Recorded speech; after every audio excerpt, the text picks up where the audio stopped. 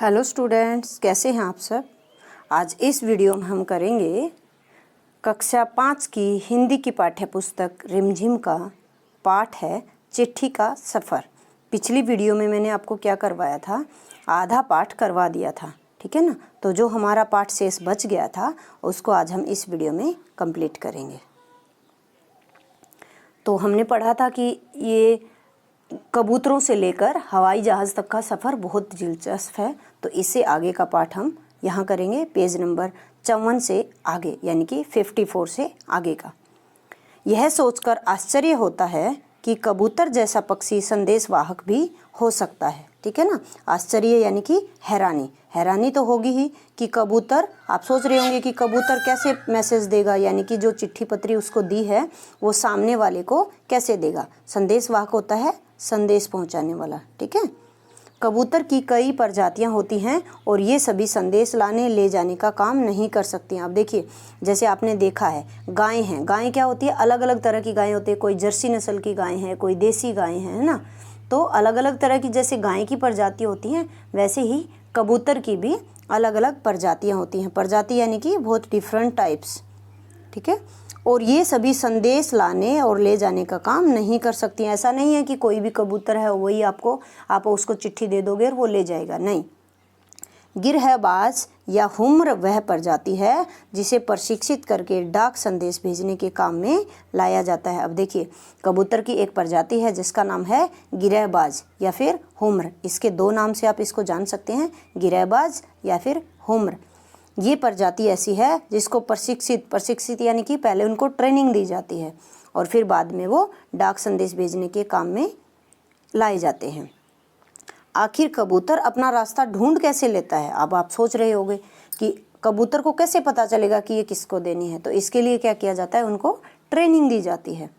उन प्रवासी पक्षियों के बारे में सोचो और पता करो कि वे कैसे सैकड़ों मील का रास्ता और सही जगह तय कर पाते हैं। देखिए, आपने देखा होगा, है ना, जैसे ही मौसम बदलता है तो अलग अलग मौसम में अलग अलग प्रवासी पक्षी भारत में आते हैं, है ना। सुल्तानपुर झील के बारे में तो आपने ज़रूर सुना होगा। तो वहाँ पर जैसे टाइम आता है तो प्रवासी पक्षी अपने आप आ जाते हैं। तो सैकड़ों मील यानी कि वो बहुत दूर से कहीं कहीं से आते हैं। तो आपको क्या लग रहा है कैसे आते हैं वो, तो उनको क्या होता है, उनको हैबिट हो जाती है उनकी कि जैसे ही मौसम बदलता है वहाँ पर वो वहाँ से चलते हैं और कहाँ जाना है उनको, तो वो उनकी हैबिट होती है। जैसे छोटे छोटे बच्चे पैदा हो जाते हैं उनके, तो वो बड़े को देखकर वैसे ही उनके साथ साथ उड़कर उनको भी फिर पता चलता है। तो ऐसे ही वो पक्षी क्या करते हैं, सैकड़ों मील का रास्ता तय कर लेते हैं। आगे है, देखिए, अभी आपने पाठ में बीच में देखा था कि ये एक बॉक्स दिया हुआ था जिसमें पिन कोड के बारे में डिटेल्स दी हैं। हमने पढ़ा था ना, पिन कोड 6 नंबर का पिन कोड होता है। तो उसके बारे में अब हम यहाँ पर डिटेल में पढ़ेंगे। पिन शब्द पोस्टल इंडेक्स नंबर का छोटा रूप है। अब देखिए, PIN, pin, PIN short form है और इसका पूरा नाम है पोस्टल इंडेक्स नंबर, ठीक है। जैसे आप लोग लिखते हो DR डॉक्टर, ठीक है ना, लेकिन पूरी अगर स्पेलिंग लिखेंगे तो DOCTOR, ठीक है ना। तो ऐसे शॉर्ट फॉर्म में जब हम लिख देते हैं तो जैसे आप लिखते हो अपने स्कूल का नाम KV रोहतक, तो K केंद्रीय और V यानी कि विद्यालय, ठीक है, आप शॉर्ट फॉर्म में लिख देते हो KV। तो ऐसे ही PIN, पिन, यानी कि किसका शॉर्ट फॉर्म है, पोस्टल इंडेक्स नंबर का। किसी भी जगह का पिन कोड 6 अंकों का होता है। ये तो मैंने आपको पहले ही बताया, कोई भी पिन कोड क्या होता है, 6 अंकों का होता है। जैसे आपका मोबाइल नंबर है, मोबाइल नंबर में कितने अंक होते हैं, 10 अंक होते हैं। आपका आधार कार्ड नंबर है, आधार कार्ड नंबर में कितने अंक होते हैं, 12 अंक होते हैं। तो ऐसे ही पिन कोड में कितने अंक होते हैं, 6 अंक होते हैं।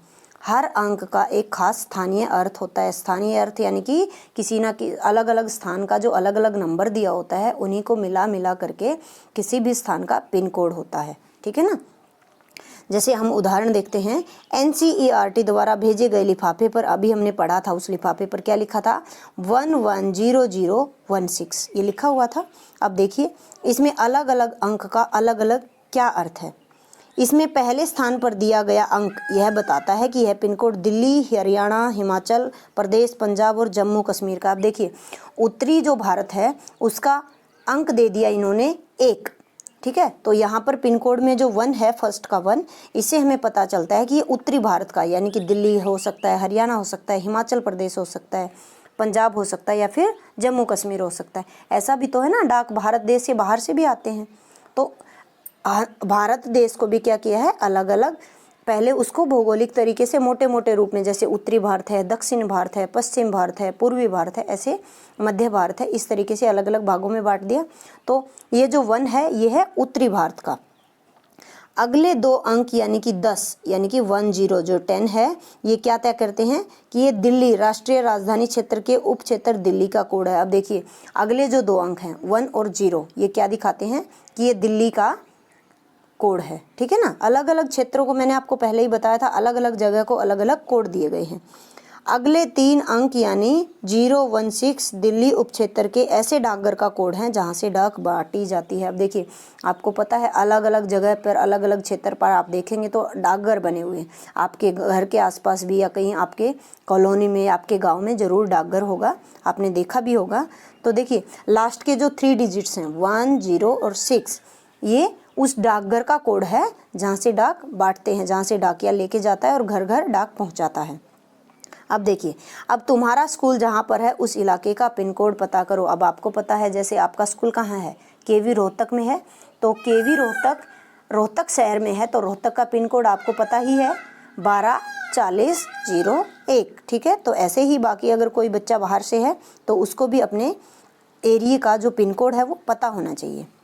इलाके को बोलते हैं एरिया। अपने घर के इलाके का पिन कोड नंबर भी पता करो। अब देखिए जैसे रोहतक शहर है, रोहतक शहर तो बहुत बड़ा है, उसमें तो बहुत सारे डाकघर हैं, है ना। एक तो अलग अलग कॉलोनीज जो बनी होती हैं उनमें अलग अलग डाकघर होते हैं, या फिर पूरे रोहतक शहर में भी ऐसा हो सकता है कि 3 या 4 डाकघर हैं। जैसे अभी दिल्ली है, दिल्ली बहुत बड़ा शहर है, तो ऐसा तो नहीं है कि दिल्ली में एक ही डाकघर होगा, नहीं। जब बड़ा शहर होता है तो उसमें डाकघर की संख्या भी बढ़ जाती है, ठीक है ना। तो डाकघर का भी एक पिन कोड, लास्ट के जो 3 डिजिट होते हैं वो डाकघर के लिए होते हैं। तो आपको भी पता होना चाहिए आप जहाँ पे रह रहे हो उस इलाके में जो डाकघर है उसका क्या पिन कोड है। पिन कोड की जानकारी डाकघर से प्राप्त की जा सकती है, ठीक है ना। डाकघर में सारी कहीं का भी आप पिन कोड पता कर सकते हैं जा करके। डाकघर में टेलीफोन डायरेक्टरी की तरह पिन कोड डायरेक्टरी भी मिलती है। अब देखिए जैसे आपके घर में है बहुत सारे मोबाइल नंबर, आजकल तो लोग फ़ोन में सेव कर लेते हैं, लेकिन सबके घर में एक कॉपी रखी होती है ना, डायरी, उसमें क्या करते हैं सबके मोबाइल नंबर लिख देते हैं। बाई चांस मोबाइल गुम हो जाए या फिर किसी को, कोई एक बंदा मोबाइल लेकर घर से बाहर चला गया और घर में जो है उसको किसी का नंबर पता करना है, तो वो कैसे पता करेगा, तो उस डायरी में से वो चेक कर लेता है। डायरी में अल्फ़ाबेट के अकॉर्डिंग नाम लिखे होते हैं ना। तो वैसे ही जैसे टेलीफोन डायरेक्टरी सबके घरों में होती है, टेलीफोन डायरेक्टरी यानी कि जिसमें सारे टेलीफोन नंबर लिखे होते हैं, तो वैसे ही डाकघर में क्या होती है पिन कोड डायरेक्टरी, यानी कि जहाँ पर हर जगह का पिन कोड लिखा होता है। तुम्हारी इलाके का पिन कोड तो तुम्हारे मोहल्ले में लगे लेटर बॉक्स पर भी लिखा होगा। देखिए जहाँ पर भी लेटर बॉक्स होता है हर लेटर बॉक्स पर पिन कोड लिखा होता है, ठीक है। प्रमुख जगहों शहरों के पिन कोड नंबर तुम्हें कहाँ कहाँ मिल सकते हैं। अब देखिए कहाँ कहाँ आपने देखा है कि पिन कोड लिखे हुए हैं। कोई भी बड़ी बिल्डिंग होगी उसका एड्रेस अगर आपको कहीं पे दिखाई देगा तो वहाँ पर ज़रूर उसका पिन कोड लिखा होगा। कोई भी शहर है, शहर का एड्रेस अगर आपने कहीं पे भी बाहर में जाके देखा हो तो शहर का जो पूरा एड्रेस जब हम लिखते हैं तो लास्ट में पिन कोड ज़रूर लिखा हुआ मिल सकता है। इसके अलावा भी बाकी कई जगह आप देख सकते हैं, कहीं पर भी आपको पिन कोड लिखा हुआ मिलता है तो आप लिख सकते हैं। आगे देखिए ये भी एक ग्रीन बॉक्स दिया हुआ था आपकी पाठ के बीच में ही, तब मैंने ये डिस्कस नहीं किया था, ठीक है ना। तो चलिए अब इसको पढ़ते हैं। ये देखिए इस पिक्चर में क्या दिखाया जा रहा है, ये सब क्या है, ये डाक टिकट हैं। अलग अलग तरह की डाक टिकट होती हैं, तो ये अलग अलग तरह की डाक टिकट होती हैं। और इन पर देखिए जैसे देश का नाम लिखा हुआ है भारत, इंडिया, और फिर कोने में देखिए क्या लिखा हुआ है 3001500, है ना। तो ये दिखाती हैं कि ये डाक टिकट कितने की हैं, और इनके नीचे भी थोड़ी सी इन्फॉर्मेशन लिखी होती है, ठीक है। तो डाक टिकट संग्रह का शौक काफ़ी लोकप्रिय है ना। मैंने बताया था पहले ही आप लोगों को कि कुछ बच्चे ऐसे होते हैं जो डाक टिकट का संग्रह करते हैं। संग्रह यानी कि इकट्ठा करना। धीरे धीरे इसमें टिकट संग्रह के अलावा डाक से जुड़ी और बहुत सी चीज़ें शामिल हो गई हैं। अब देखिए पहले क्या करते हैं, डाक टिकट लगाता है, फिर बहुत सारी डाक टिकटें कोई इकट्ठा कर लेता है, तो फिर वो क्या करता है टिकट के अलावा बहुत सारी और भी जो चीज़ें होती हैं, है ना, जैसे कौन सी डाक टिकट कब जारी हुई थी, तो ऐसे ऐसी इन्फॉर्मेशंस भी वो अपने पास रख लेता है। इसको डाक का विज्ञान कहना गलत नहीं होगा। अब देखिए आप इसको क्या कह सकते हैं, डाक का विज्ञान का आप इसको नाम दे सकते हैं। क्या तुम जानते हो इस विज्ञान को क्या नाम दिया गया है? तो देखिए ये जो डाक का विज्ञान है यानी कि डाक टिकट संग्रह करना, तो आप इसको या तो बोल सकते हो टिकट संग्रह, ठीक है, या फिर आप बोल सकते हो इसको फिटलेसी। तो ये पूछ रहा है कि इसका नाम यहाँ पर आपने लिखना है, तो यहाँ पर आप लिख देंगे फिटलेसी, ठीक है। आगे देखिए, उड़ीसा पुलिस खास तौर पर हुमर कबूतरों का इस्तेमाल राज्य के कई दुर्गम इलाकों में संदेश पहुंचाने के लिए कर रही है। देखिए अभी भी आजकल के टाइम में भी क्या हो रहा है कि उड़ीसा पुलिस, यानी कि उड़ीसा आपको पता है राज्य का नाम है, जैसा कि आप मैप में देख पा रहे हैं। ये जो राज्य दिखा रही हूँ मैं, ये जो रेड कलर में राज्य दिखाया जा रहा है आपको, ये क्या है, उड़ीसा का है। भारत देश में उड़ीसा एक राज्य है, तो ये उड़ीसा राज्य है। यहाँ पर क्या कर रही है पुलिस, हुमर कबूतरों का इस्तेमाल आज भी कर रही है। हुमर हमने पढ़ा था ना, कबूतर की एक प्रजाति का नाम है। दुर्गम इलाके यानी कि जैसे बहुत ज़्यादा जंगल है वहाँ पर, और वैसे वहाँ पर पहुँचना बहुत मुश्किल है, तो दुर्गम होता है जहाँ पर जाना कठिन हो, जो मुश्किल हो, ठीक है। ऐसे इलाकों में अभी भी अगर किसी को कोई संदेश पहुँचाना है तो उड़ीसा पुलिस यूज़ करती है इन कबूतरों को। कानून व्यवस्था, संकट और अन्य मौक़ों पर संदेश के लिए ये कबूतर बहुत ही उपयोगी साबित हुए हैं। देखिए कानून की व्यवस्था बनाए रखनी है, तो कानून की कोई भी कानून कहीं पर भी लागू करना होता है तो उसके लिए कुछ इन्फॉर्मेशन तो सेंड करनी पड़ेगी ना। और कोई भी संकट आ गया है, कोई भी मुश्किल का टाइम आ गया है, या कोई भी और टाइम है, तो ऐसा कोई भी मौका हो जाए, कोई भी अवसर हो, तो उस टाइम पर कबूतर बहुत उपयोगी साबित हुए हैं। कबूतरों को संदेश सेवा बहुत सस्ती है। देखिए कबूतर क्या करती है पुलिस, कबूतर पालती है, फिर उनको ट्रेनिंग देती है, तो ये बहुत सस्ती है। जैसे अगर एक डाकिया रखेंगे या घुड़सवार हरकारा रखेंगे तो वो बहुत महंगा पड़ता है ना। जैसे अगर कंप्यूटर रखेंगे तो कंप्यूटर भी बहुत महंगा आता है, फिर उसको चलाने के लिए बिजली चाहिए, नेट चाहिए, है ना। लेकिन कबूतर क्या है, बहुत सस्ती सेवा है और उन पर खास खर्च नहीं आता है ना। कबूतरों को क्या है, एक बार ट्रेनिंग दे दी, उसके बाद उनको खाना खिलाना, या उनकी कभी तबीयत खराब हो गई तो उनको थोड़ा बहुत दवाई वगैरह। इन कबूतरों का जीवन 15 से 20 साल होता है। देखिए एक कबूतर का जीवन, जो हुमर प्रजाति का कबूतर है उसका जीवन कितना होता है, 20 साल होता है, और 8-10 साल तक वे बहुत अच्छा काम करते हैं। अब देखिए जैसे इंसान है, इंसान की उम्र अगर आप लेते हैं नॉर्मली तो एवरेज टोटल मान के चलिए, जैसे भारत देश में 70 साल के लगभग है। तो देखिए पहले बच्चा होता है छोटा, फिर उसके बाद वो वयस्क यानी कि जवान हो जाता है, उसके बाद वो धीरे धीरे 50 साल के बाद बूढ़ा होना शुरू हो जाता है। तो आपने भी देखा होगा जैसे कोई भी आदमी अगर जॉब करता है तो क्या करता है, 18 साल के बाद उसको जॉब दी जाती है, और फिर उसके बाद 60 साल के बाद उसको रिटायरमेंट मिल जाती है। तो ऐसा तो नहीं है ना कि जो बचपन से ही उसने काम करना शुरू किया और 70 साल तक उसने कोई भी जॉब की, है ना।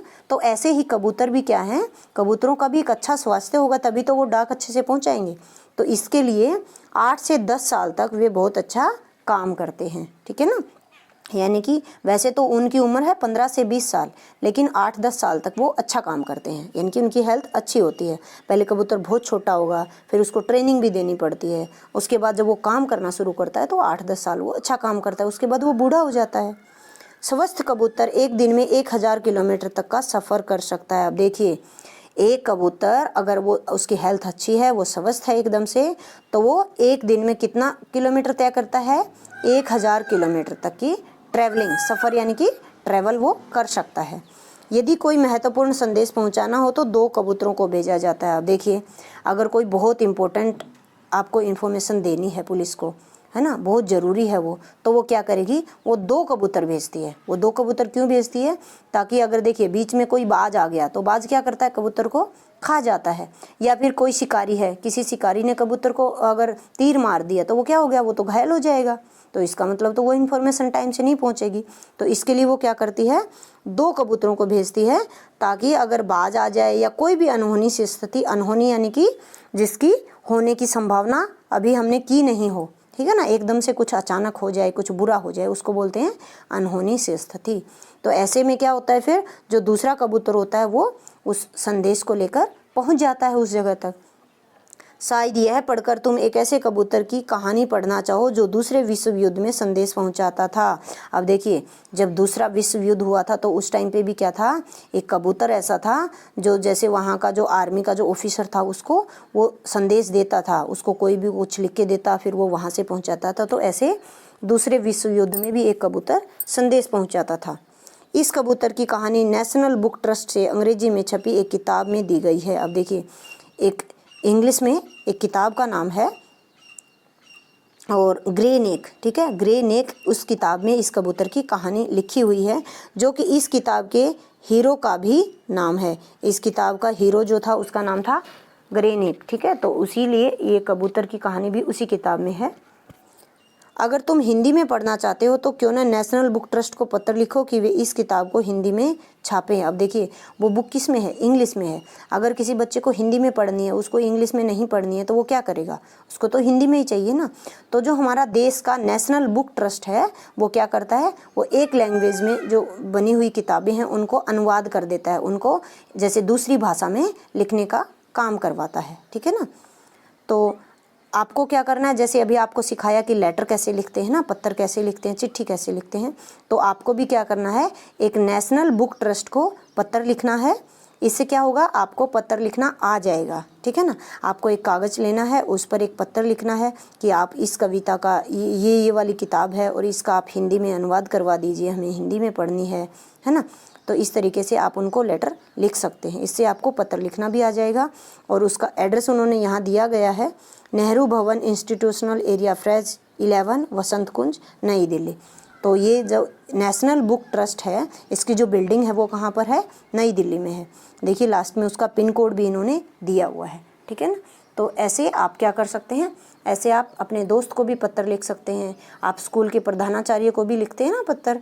जैसे आपको अगर छुट्टी चाहिए तो आप प्रार्थना पत्र लिखते हो, तो उसमें भी तो आप लिखते हो ना केंद्रीय विद्यालय रोहतक, क्योंकि आप उस स्कूल के स्टूडेंट्स हो और आप वहाँ तक उसको पहुँचा देते हो, तो आपको वहाँ पर उसका पूरा पिन कोड वगैरह नहीं लिखने की ज़रूरत होती है। लेकिन अगर आप अपने दोस्त को या किसी रिलेटिव को अगर पत्र लिखेंगे तो क्या होगा, आपको उस पर उसके घर से लेकर आप उसके शहर तक और लास्ट में पिन कोड पूरा लिखना पड़ेगा, तभी वो चिट्ठी उस तक पहुँच पाएगी, ठीक है। तो ये था हमारा पाठ। मुझे उम्मीद है कि सभी बच्चों को ये बहुत अच्छा लगा होगा, है ना। बहुत नई नई जानकारी बच्चों ने हासिल की है इससे। तो आप इस पाठ को पढ़िए और आनंद लीजिए।